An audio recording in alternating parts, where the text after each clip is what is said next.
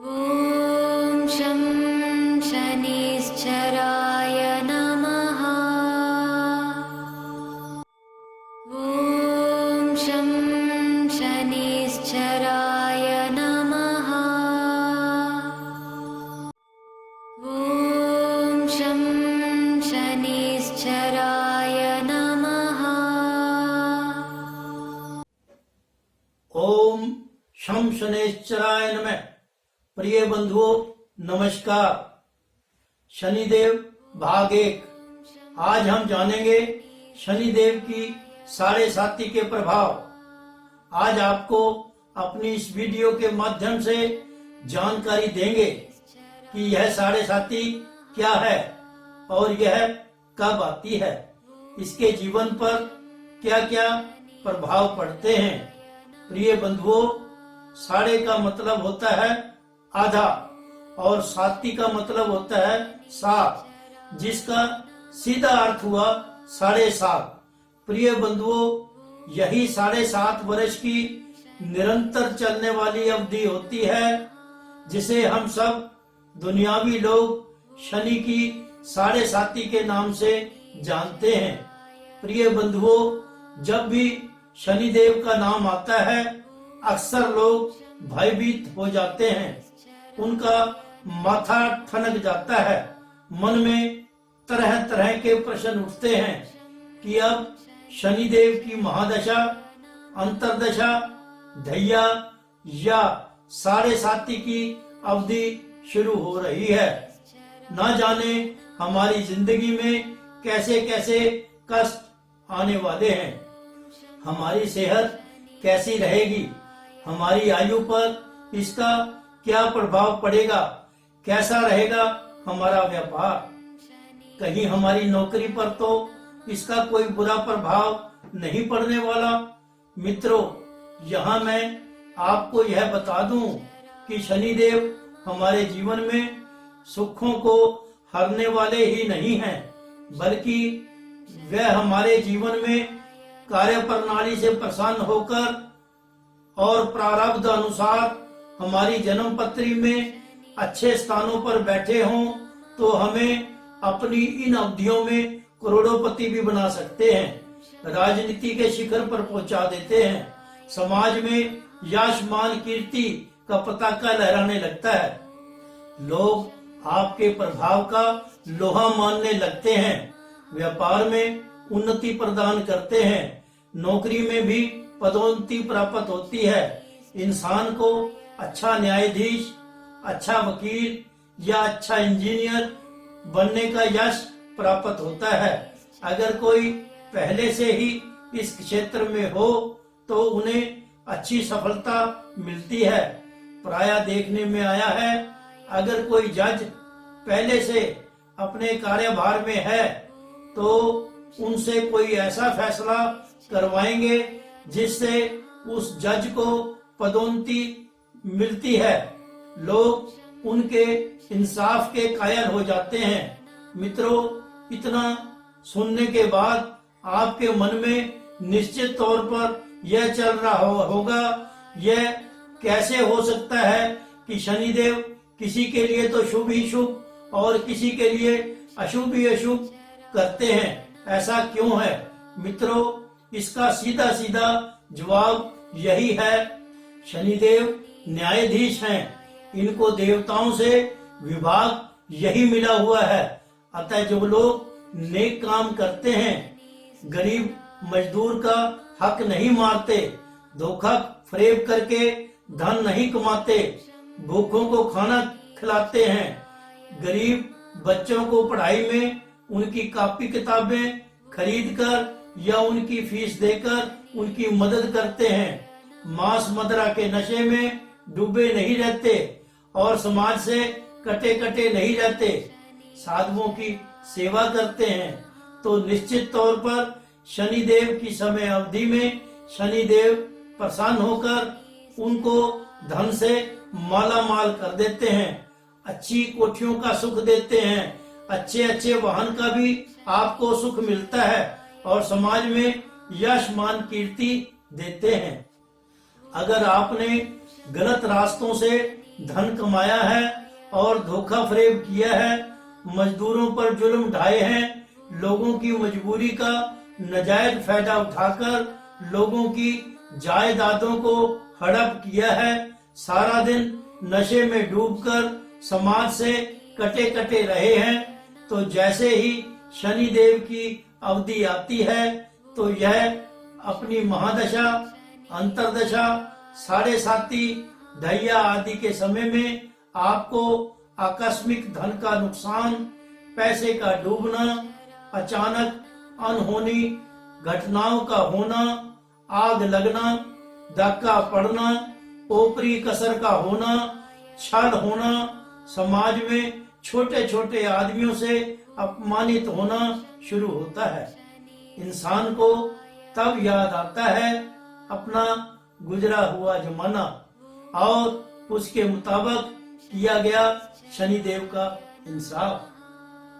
प्रिय बंधुओं, अब हम यह जानते हैं कि शनिदेव की साढ़े साती का समय हमारी जन्म पत्री के मुताबिक शुरू हो गया है। इसका कैसे पता चले?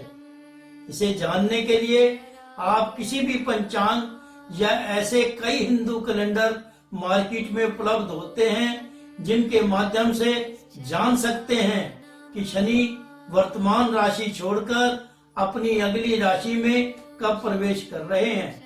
मित्रों, अब मैं आपको यहाँ चार्ट नंबर 1 के माध्यम से बता रहा हूँ कि सौर मंडल में 12 राशियां होती हैं, जिनकी क्रमवार संख्या 1 नंबर राशि में मेष से शुरू होकर क्रमवार वृष, मिथुन, कर्क, सिंह, कन्या, तुला, वृश्चिक, धनु, मकर, कुंभ एवं अंत में 12वीं राशि मीन होती है। यह राशियों के नाम और उनके सामने दर्शाई संख्या हमेशा के लिए यही पक्की होती है। इसी प्रकार चार्ट नंबर 2 के माध्यम से आपके लिए यह जानना जरूरी है कि 12 घरों की संख्या क्रमवार कैसे चलती है। यहाँ ध्यान से समझें, जहाँ पर 1 लिखा हुआ है वहाँ राशि 1 से लेकर 12 तक कोई भी लिखी हो सकती है, पर आपने उसे भाव नंबर 1 यानी घर नंबर 1 मानकर ही क्रमानुसार 12 भाव तक गिनने हैं, जैसे इस चार्ट में दिखाए गए हैं, क्योंकि इसी से आप जान सकेंगे कि किस भाव से जीवन में क्या क्या सुख या दुख मिलेंगे। प्रिय बंधुओं, अब हम आपको यह बताएंगे कि शनिदेव सौर मंडल के 9 ग्रहों में सबसे दूर एवं धीमी गति से चलने वाले ग्रह हैं। यह एक राशि में लगभग 2.5 वर्ष संचरण करते हैं। इस प्रकार शनिदेव 12 राशियों के इस चक्कर को लगभग 30 वर्ष में पूरा करते हैं। यानी यहाँ यह समझें कि जिस इंसान की आयु 30 वर्ष की हुई, उसके जीवन में यह 60 सती की अवधि एक बार अवश्य आती है। 60 वर्ष तक की आयु वालों को यह 60 की अवधि दूसरी बार और 60 से 90 वर्ष की आयु वालों को यह 60 की अवधि तीसरी बार आती है और 90 वर्ष से ज्यादा आयु भोगने वालों को शनि की 60 चौथी बार आ सकती है। प्रिय बंधुओं, अब हम आपको यह बताएंगे कि आपकी जन्म पत्री के मुताबिक आपकी 60 की दशा किस प्रकार चलती है।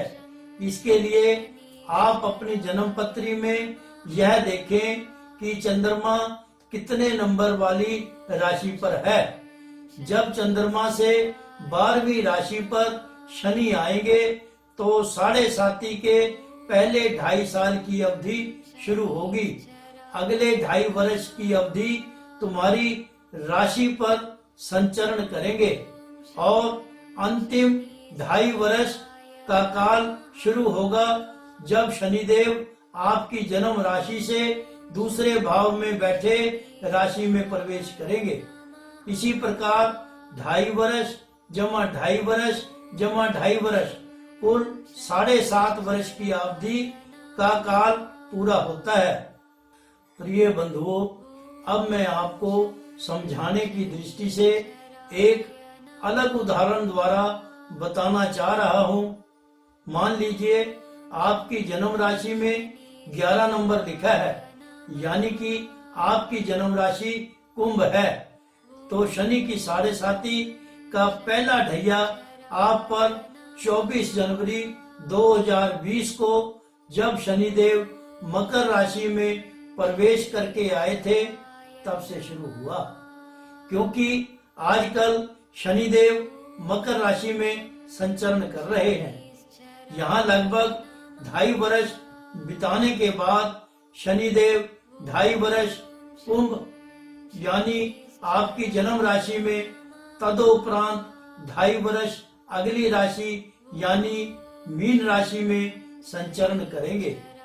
जब मीन राशि का 2.5 वर्ष का संचरण काल समाप्त होगा तो 7.5 की अवधि 2.5 वर्ष मकर के, 2.5 वर्ष कुंभ के और 2.5 वर्ष मीन के, यानी कुल 7.5 वर्ष पूरे होंगे। अतः तब मकर राशि वालों पर 7.5 का प्रभाव समाप्त होगा। आशा है मेरे इस उदाहरण से अच्छी तरह से समझ गए होंगे। इसी प्रकार अन्य राशि वाले शनि की 7.5 की दशा को समझ सकते हैं। प्रिय बंधुवर, जैसा मैंने अभी बताया कि वर्तमान में शनि मकर राशि में संचरण कर रहे हैं, तो आप अच्छी प्रकार से समझ जाएंगे कि मकर राशि से द्वादश राशि धनु एवं मकर से दूसरी राशि कुंभ होने से वर्तमान में शनि की 7.5 धनु, मकर और कुंभ राशि वालों पर चल रही है।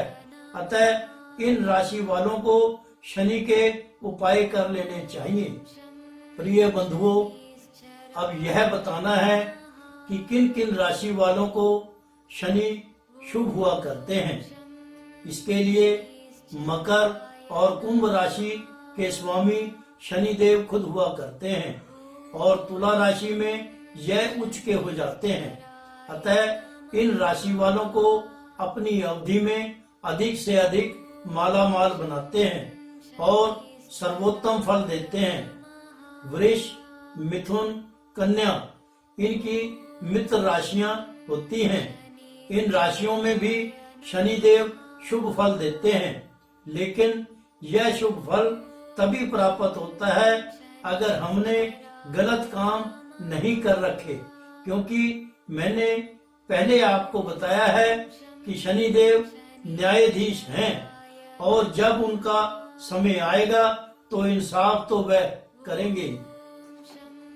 अंत में प्रिय बंधुओं, यह बताते हैं कि शनि की 7.5 के कारण अगर अशुभ फल हो रहा हो तो शारीरिक कष्ट एवं मानसिक तनाव रहता है, ग्रह क्लेश रहता है, धन संबंधी आर्थिक उलझने होती हैं, आय घटती है और खर्चे बेतुका बढ़ते हैं। इंसान ऋणी यानी कर्जाई होने लगता है।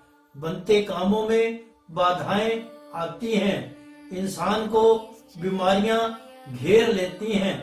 शत्रु परेशान करना शुरू कर देते हैं। संतान एवं परिवारजनों की तरफ से भी नाना प्रकार की परेशानियों को झेलना पड़ता है। प्रिय बंधुओं, यहाँ यह जान लें, अगर चंद्रदेव शनिदेव के साथ हों या शनिदेव द्वारा अपनी तीसरी, 7वीं और 10वीं दृष्टि के प्रभाव में आते हों तो जातक द्वारा गलत निर्णय करवाकर नुकसान करवाते हैं। ऐसे लोगों को 7.5 के दौरान अपने मन को शांत रखना चाहिए।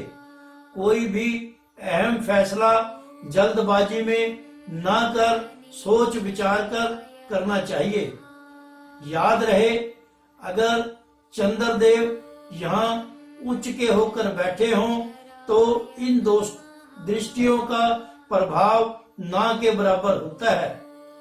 रोगों के विषय में विशेषकर बताना चाहूंगा कि शनिदेव वायु विकार, त्वचा रोग, घुटनों में दर्द, ब्लड प्रेशर यानी रक्तचाप, उच्च या निम्न रक्तचाप एवं विभिन्न अन्य रोग देते हैं, जैसे टीबी, कैंसर, बगुंदर और दीर्घकालिक कई रोग देते हैं। प्रिय बंधुओं, किसी विशेष राशि पर साढ़े साती प्रभाव को देखते समय उस राशि स्थित भाव, उस भाव के स्वामी पर पड़ने वाले अन्य शुभ एवं अशुभ ग्रहों की दृष्टि का भी विचार कर लेना चाहिए।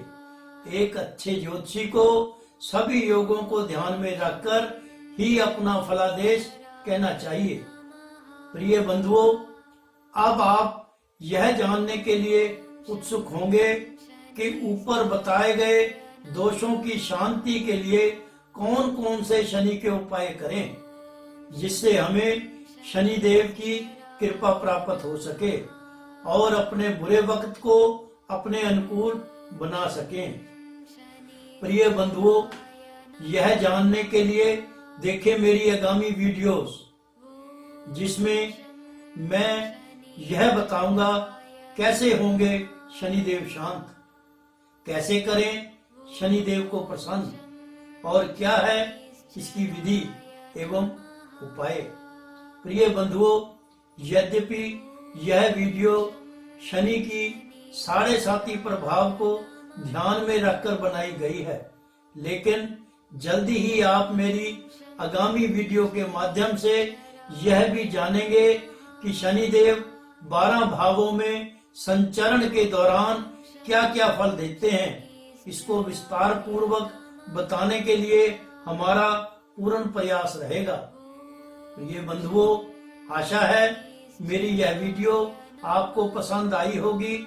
मेरी तरफ से शुभ आशीष। आज के लिए इजाजत दीजिए, जल्द मिलेंगे फिर एक नई वीडियो के साथ। जय शनिदेव।